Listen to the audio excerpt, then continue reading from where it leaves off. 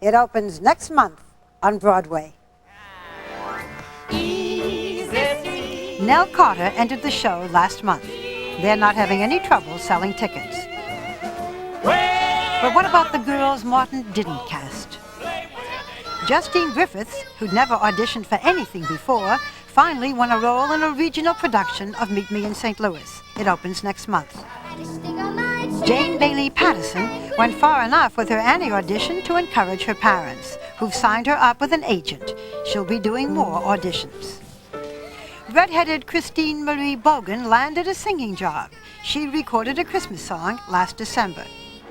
And since her Annie audition, Holly Ott has been cast 3 times in local theater productions.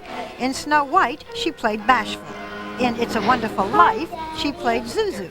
And she'll appear in The Sound of Music coming up in April.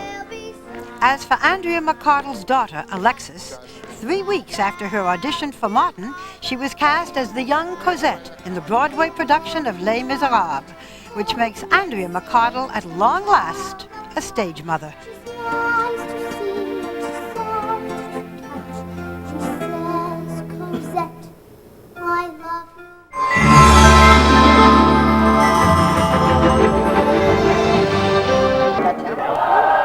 Joanna thought she was on her way to Broadway.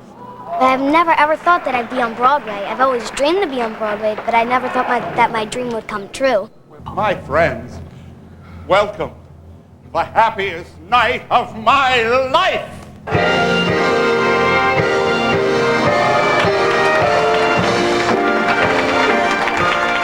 Joanna's dream lasted for 106 performances. Her reviews were generally good. Her parents were thrilled.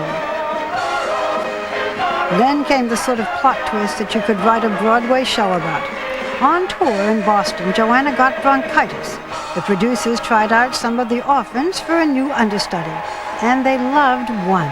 They loved her so much that just weeks before the show came to New York, they fired Joanna. A week later, it had barely sunk in. I'm not Annie no more. And it's not going to be me coming down the stairs in my Annie dress and in the red wig. It's not going to be me, Annie, no more. Joanna was heartbroken. The producers, in a statement, said, quote, "The actress and the part never quite came together the way we felt they needed to," unquote. And after all, it was their $4 million at stake. I just got to remember that I'm the real Annie, and the sun will come out tomorrow. In a cold business of tickets to sell and payrolls to meet, a 12-year-old's dreams had been swept aside. The producers paid Joanna through the middle of June and say they offered sharing the role, but that both sides couldn't agree on terms. If there was pain that was inflicted on Joanna, I wish to God that I personally could absorb all of it and she could feel none of it. When we come back, the new Annie, and some unexpected surprises for Joanna Pacitti, who at the age of 12 already knows what it feels like to be fired. Although the New York reviews for Annie were less than glowing, the show was nominated for a Tony, and tickets are selling. Who will audiences be seeing in the star role? Her name is Brittny Kissinger. The new Annie had her original audition a year ago, the same day as Joanna's. Remember Brittny, then 7, who had been playing an orphan? She's lost her long blonde hair and gained a starring role. Robin, the hairdresser, he came to my apartment or hotel in Connecticut, and he cut my hair and he dyed it. Brittny is the youngest Annie ever to play the role. There is perhaps, by virtue of her size and her age and her smallness, a much more vulnerable Annie than any Annie that we have ever had. Brittny, a second grader, seemed to be the only one not feeling the pressure. She had just 3 weeks of touring to prepare for this opening night on Broadway. I'm never nervous. I never get nervous. It's opening night on Broadway, and I feel very excited. That's cool. She's not the only one. It's taken 9 months to get to this moment. 5 minutes. Gotta go. 5 minutes to places, please. This is your 5-minute call to places. Till the top of show.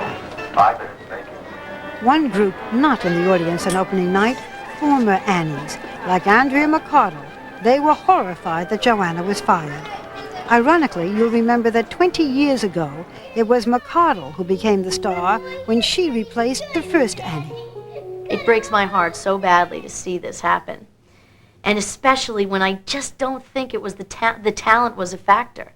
I think these were, crazy adults acting desperately because something wasn't how they thought it should be.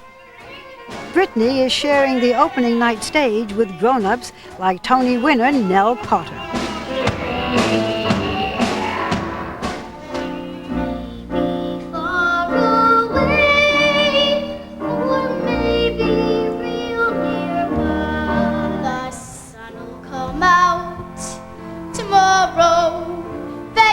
Bottom dollar, that's tomorrow.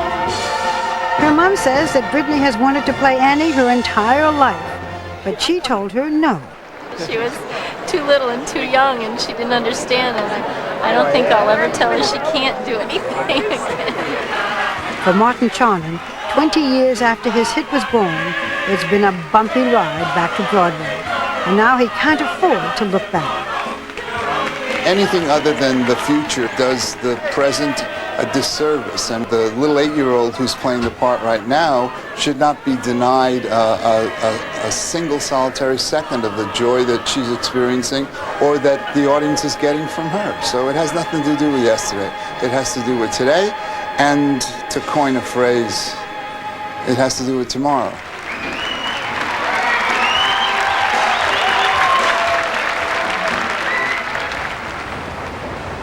So what do you do when you're 12 years old and you've been fired from a Broadway role?